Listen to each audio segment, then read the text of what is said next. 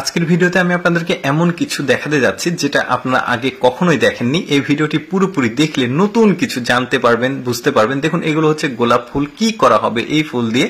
দেখুন, এই ফুলগুলো গাছ থেকে নিয়ে এসে পাপড়িগুলো ছাড়িয়ে একটা বিশেষ কাঠের কুটুরিতে রেখে পানি দিয়ে পরিষ্কার করে ধোয়া হচ্ছে।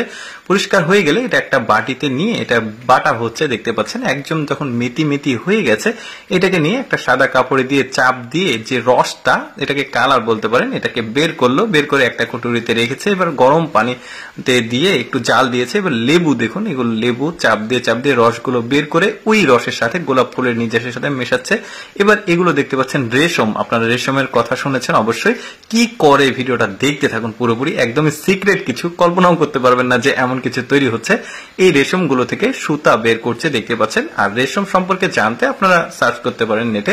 এই রেশমগুলো একটা কাঠের যে ফ্রেম করেছে এটাতে জড়েছে সুতো, রেশমের সুতো আপনারা সম্পর্কে জানেন অবশ্য। এই সুতোগুলো সুন্দরভাবে ধুয়ে পরিষ্কার করা হচ্ছে। এই কাঠের যে ফ্রেম রয়েছে সেই ফ্রেমের মধ্যে দিয়ে তারপরে পানিগুলোকে ছাড়িয়ে এটা নিয়ে এসে রোদে শুকাতে দেওয়া হচ্ছে। কি বুদ্ধি দেখুন ওদের। তারপরে এগুলো কাঁচি দিয়ে কেটে যে রেশমের যে কাপড় তৈরি হয়েছে এটাকে স্কোয়ার সাইজে একটা নির্দিষ্ট মাপ করে প্রথমে কেটে নিয়ে তারপরে রোদে শুকাতে দেওয়া হচ্ছে।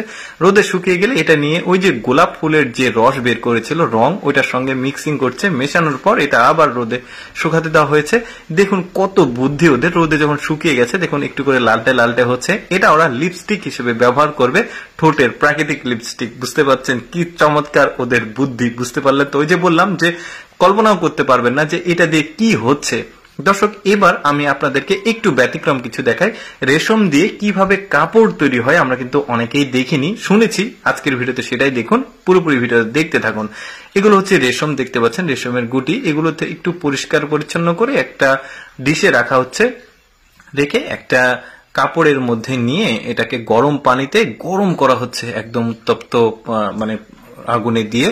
তারপরে এটাকে জাল দিয়ে তোলা হয়েছে। তুলে এটা আরেকটা কাঠের কুটুরিতে রাখা হয়েছে। এবার রেশমের ভেতর যে পোকাটা থাকে ওই পোকাটাকে বের করে ফেলে দিয়ে এটা রেশমের যে কাপড় তৈরি হলো এটা দিয়ে প্রথমে একটু লেয়ার তৈরি করছে, তারপরে আরেকটা লেয়ার দিচ্ছে, তার সাথে আরেকটা লেয়ার দিচ্ছে। এগুলো দিয়ে একটু মোটা করা হচ্ছে।